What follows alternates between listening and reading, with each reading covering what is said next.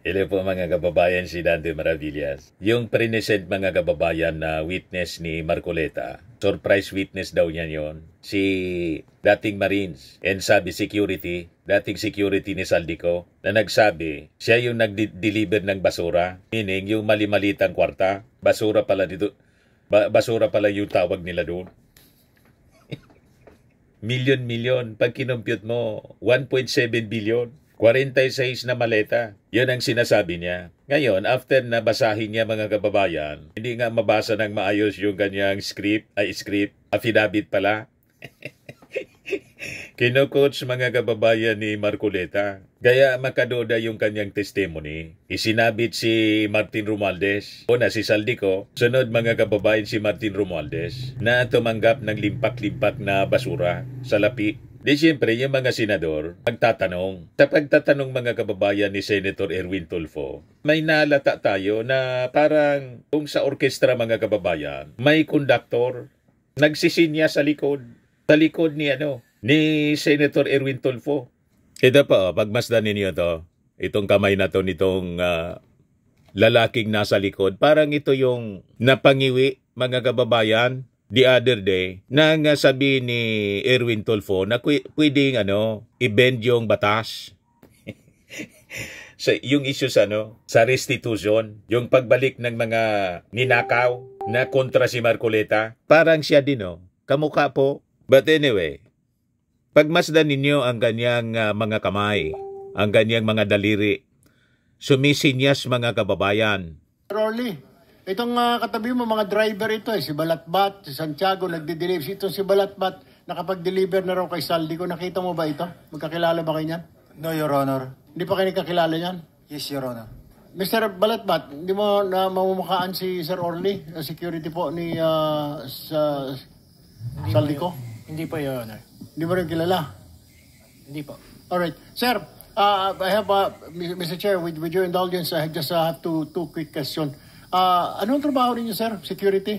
Bago po kayo nag-security, anong trabaho ninyo sa Philippine Marine? Sa infantry, artillery, ano sa po kayo? Dati po sa intelligence po ako sa Marine Corps. Intelligence. Tapos diretso na po kay Saldico o meron pa kayong VIP muna na daanan? Dati po galing ako sa Coca-Cola. Naging consultant po ako sa Coca-Cola. Tapos po, kay Saldico na? Opo. Nag-resign po ako sa Coca-Cola. Di napunta po ako kay Saldico, sir. Kay Saldico na po. Yun po yung unang politiko ninyo? Yes, Your Honor. Alright. Sir, tanong ko lamang po, okay. Iba, mabigat po yung inyong nag-deliver po kayo kay Speaker Martin Romualdez. Could you name kung sino po mag-deliver? Siyempre po, kailangan nyo i-confirm na na-deliver na po, boss, yung pera. Kay, siyempre, i-confirm mo kay Saldico, na-deliver na po sa bahay ni Speaker. Sino po mga dinideliveran nyo? Alam nyo ba ang pangalan? Sa dami po ng pera na yon. Sa pagkakaalam ko po, wala po kaming direct contact doon sa receiver. Kasi ang may direct lang contact doon, Your Honor, is si Paul or kaya si Mark. Si Paul or si Mark? Yes, Your Honor. Kasama wala ninyo siyang si Paul direktang or si contact. Mag-deliver ng pera? Yes, Your Honor. Kay Speaker? Yes, Your Saan Honor. bahay po ito? Doon sa 42 Forbes, Your Honor. 42 Forbes. Okay. Alright. Ilang beses po kayo mag-deliver doon sa 42 Forbes na sinasabi ninyo? Bakit po nilaman na bahay po ni Speaker yun? Sino po nagsabi? Based doon po sa pa-deliver ng i-deliver sa bahay ni Speaker.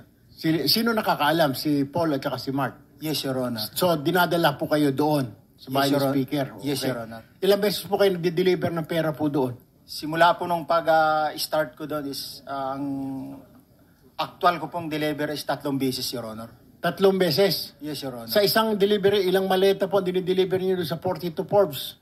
Yung sa 42 Forbes, sir, Your Honor, yung sa nakuha naming 46 doon sa Bali noon, inakyat mo na yun sa bahay nila sa Horizon. Din nung ibinaba yung 46, naging 35 na lang yung box na naibaba. Dinala saan? Doon sa 42 Forbes na, Your Honor. Sa bahay mo ni Speaker? Yes, Your Honor. Ilang beses kayo nag-deliver doon? Misan lang? Ilan? Ako, during that time, 3 beses sa akin, pero based doon sa group chat namin is, kasi namomonitor ko po yung group chat ng movement ng duty ng basura. May nagsisinyas po. Tatluan niya. Tatlo. Ulitin natin, mga kababayan. Ito, oh. Titingnan ninyo itong kamay. Siya yung nagsisinyas. Saan bahay po ito? Sa Doon sa 42 Forbes, Your Honor. 42 Forbes. Okay. Alright. Ilang beses po kayo mag-deliver doon sa 42 Forbes? Yan. Ninyo. Bakit po nilaman na bahay po ni Speaker yun? Sino po nagsabi? Yan, oh. Kating-kati na siya. Based doon po sa pa-deliver ng i-deliver sa bahay ni Speaker. May Sino kumukumpas. nakakaalam? Si Paul at saka si Mark. Yes, Your Honor. So, dinadala po kayo doon sa bahay Yes, ni Your Speaker. Yes, Your Honor. Ilang beses po kayo nag-deliver ng pera po doon?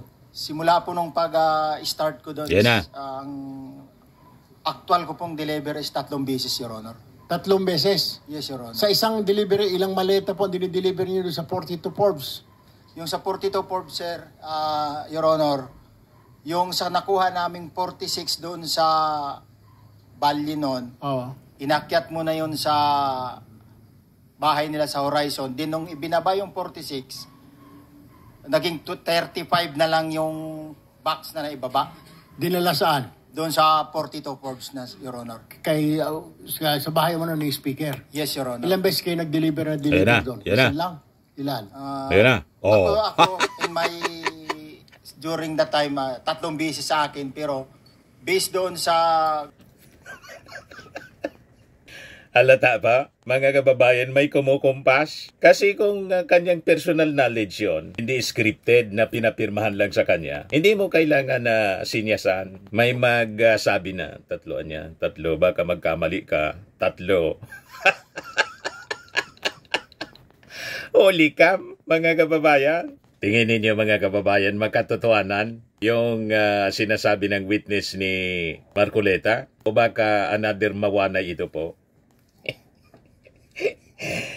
Tingnan na lang natin. Subaybayan natin ang kwento. Deliver Yan doon? po. Ilan lang? Ilan? ako in my during that time 3 beses sa akin, pero Nagsisinyas based doon po. sa May group coach, chat namin is may direktor. Huli ka.